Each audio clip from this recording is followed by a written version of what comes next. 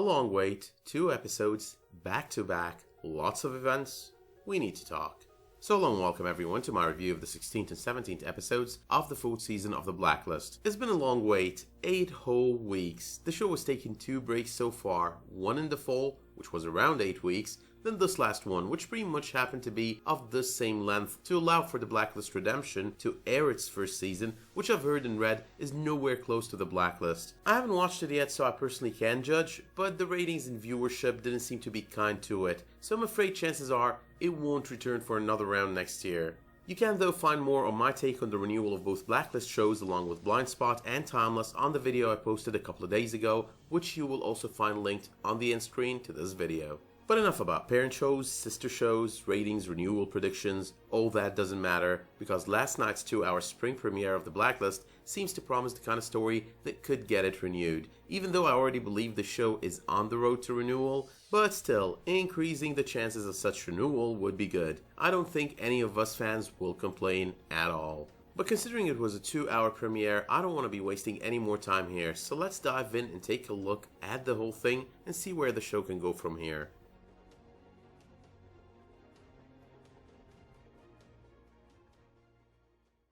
Okay, so I know I'm the one doing the review here, I'm not supposed to be the one asking the questions, but why in the hell is Aram with Elise? Wasn't there like touchy-feely moments with Samara and Aram and they're supposed to be slowly getting to the point where they would end up together? Because seeing Elise once more, I was kind of thinking I'm either watching the wrong episode or I've skipped a season and things have totally changed. Don't get me wrong though, I prefer Elise or Janet over Samara any day of the week. She's more interesting and definitely hotter. Also the whole Aram telling Samara close to the end of the episode how he's terrified about what her intensity would do to him if they ever got together, that was just so cheesy. You got caught, man, letting go of the relationship you've been pursuing for seasons now. Just let it go. But enough about the love triangle. So while we had a Blacklist shortage for roughly 2 months, only 1 month has passed in terms of the show's time. Red has been on the hunt for Dembe, who initially seems to be moving against Raymond with all the power he has got. But then again, that impression does not last for long, as we realize Dembe is actually innocent of all he's being accused of, and that he's actually trying to help Red. Now I hate to say I was right or use the phrase I told you so, but I was, and I did. Alright, I don't really hate either. So I did mention in my review of the winter finale it would be an extremely stupid move to make the show's fans choose between Red and Dembe. It is true we all admire James Spader, his acting, the character of Raymond, but Dembe happens to be the only other character on the show we give a rat's behind about as much, or almost as much as we care for Red. So turning him and Red into enemies would have angered a lot of fans and would have ended up with the show bleeding viewers. Alright, Dembe is not the only character that we care about besides Red. Just for the record, and in case the Blacklist gods are listening, Glenn is the bomb. And we wouldn't ever want the show to turn him and Red into enemies, so don't you ever do that.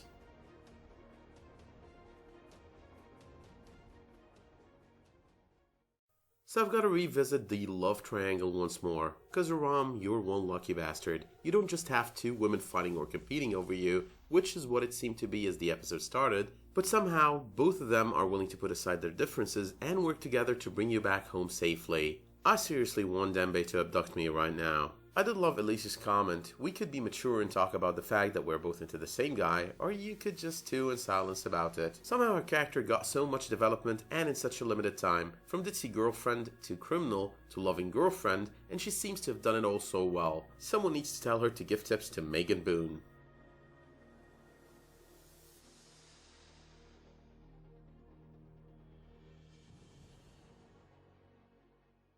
Okay, so on one hand we have Red on the hunt for Dembe doing whatever he can to achieve his objective, but all that doesn't matter in the least considering how Dembe is no threat. So in my opinion that very first hour of the 2 happens to be all about Dembe, Aram, Elise and Samar. Alright, I missed one here. It was also about Megan Boone's lack of emotions and appropriate facial expressions. However, and while in my personal opinion the scenes with Red didn't matter all that much over the first hour of the premiere, they did as usual bring good acting and a lot of funny moments given the recurring interactions with Glenn. Dembe though did manage to uncover who was behind the attack on Raymond's organization and the subsequent attack on his life before Red himself did. With the help of Aram, he figured out that Catherine Nemec was behind it all, and with the promo of the premiere that we all probably watched a million times since its release, the fact that Dembe, and in Aram's words, looked like he had seen a ghost, and the fact that Dembe ended up right where they left Kate for dead, it was easy right then and there to piece it all together. Katarina and Kaplan are one and the same. Interestingly enough, in a few hours before the episode aired, I was having this discussion with a commenter on one of my Blacklist videos, Ashley Thomas, and we were discussing the particular filler arc of the Hunter, the creepy guy who nursed Kate back to health before letting her go. So I'm sitting there watching the episode. Red calls Dembe. Dembe tells him he had to go back there to see for himself, and that she isn't there. We figure out for sure it's all about Kate, and right there, the guy shoots Dembe with his crossbow. The very same guy we all probably didn't expect to ever see make an appearance again on the show. So Ashley, if you're watching this, next time let's discuss the millions that should or shouldn't be in our bank accounts, and let's see what happens a few hours later. But anyway, it was pretty exciting seeing Red take down that man. He was useless in the first place, his creepiness didn't amount to anything, and he was kind of still useless in last night's episode. A clear ploy by the writers to make it sound like they had a long-term arc for this guy. I mean, it is true, the man did care for Kate by the end of the first stupid arc they had him in, but for him to know her for the short period of time and be willing to die for her was just plain stupid. The man was quite crazy the first time around, but not suicidal. So if I were to judge his arc on the spring premiere, I'd say, that's horrid writing right there.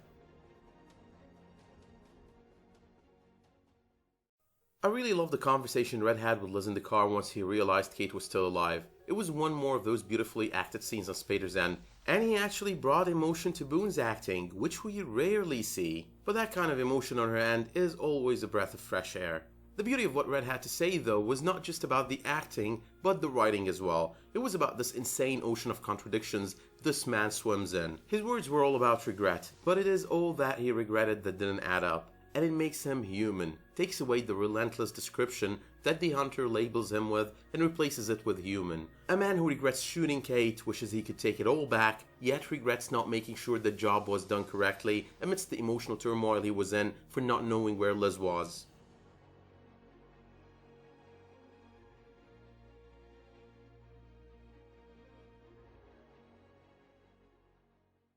Alright, so Mr. Kaplan was a cute kid and didn't have all this evil to her that she's willing to bring upon Red. I guess that whole hour or episode of flashbacks into Kate's past life was meant to humanize her, and to that extent, I did really enjoy it. I'm guessing what this episode meant to do is get us torn between our admiration for Reddington, being the lead in the character we watched the show for, and Kaplan, whom I'm sure the majority of us would initially choose to despise considering how she's working on taking our favorite guy down.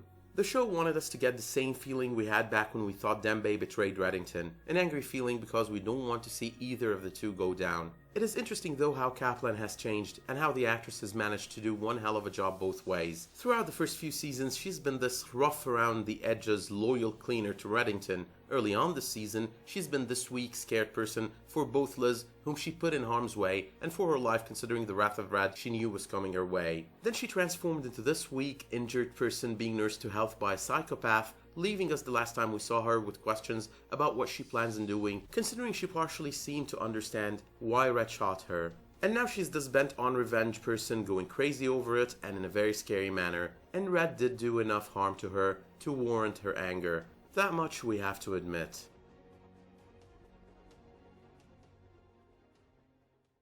Have you ever watched Outlander? Because if you have, you would understand why I really admire Lot Verbeek, who portrays Katarina Rostova. The actress portrayed the role of Gillian Edgars turned Gillis Duncan, or Gillis Duncan turned Gillian Edgars. It really depends on how you look at it. But as Katarina Rostova, it seems the woman had a deal with Kaplan similar to the one Red had with Tom during the events of the freshman season of the series. Observe Masha, care for her, but don't love her. Kaplan, however, started off as some sort of childcare specialist, a nanny of sorts to Masha Rostova, explaining why she has always cared for her and loved her. That was a good reveal though. We were always under the impression Red is the one who brought her into Lizzie's life, but it seems she was there way before she knew Red and on her own. And she did as well start off being Katarina's cleaner and confidant before she was Red's, and by choice. I'm guessing it all went to prove the kind of loyalty she brings to the table. On a side note here, the way she keeps calling people dearie is very Rumpelstiltskin on Once Upon a Time.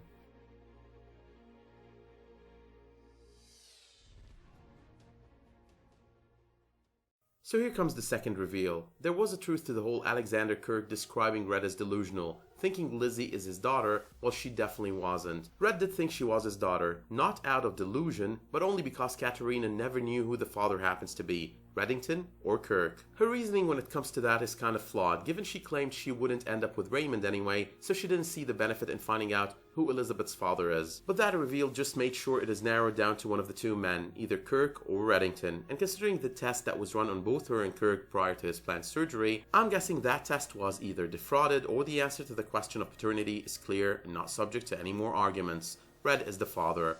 I would rather go with the latter because at that point, Red was beyond defrauding that test.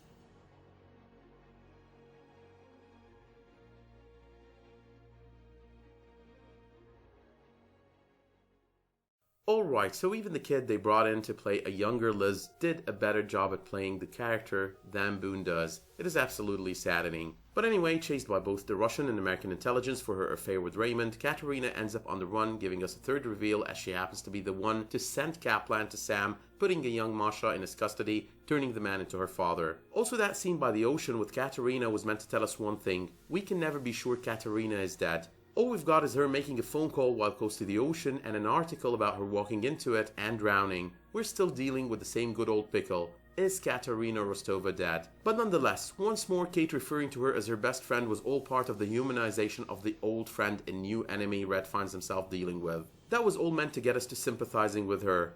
And we did.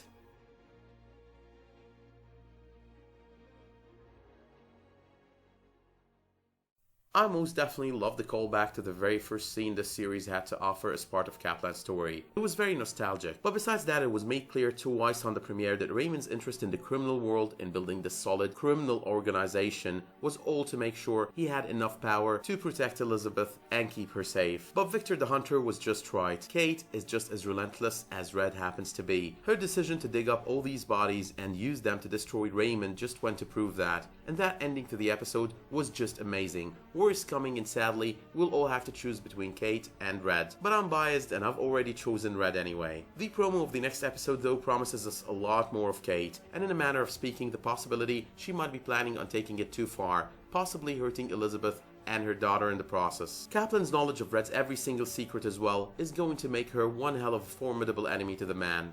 One question remains to be answered though: where in the hell is Tom Keen? With that being said, let me know in the comments what you thought of the 2-hour spring premiere of The Blacklist. Let me know as well if you liked the reveals, how you feel about Kaplan, and what you think of the theory that Katarina Rostova might still walk among the living. And remember, it would be much appreciated if you drop me a like if you like the content of this video, and if you subscribe if you want to see more reviews on What the Geek. Thank you all for watching, and I'll see you soon.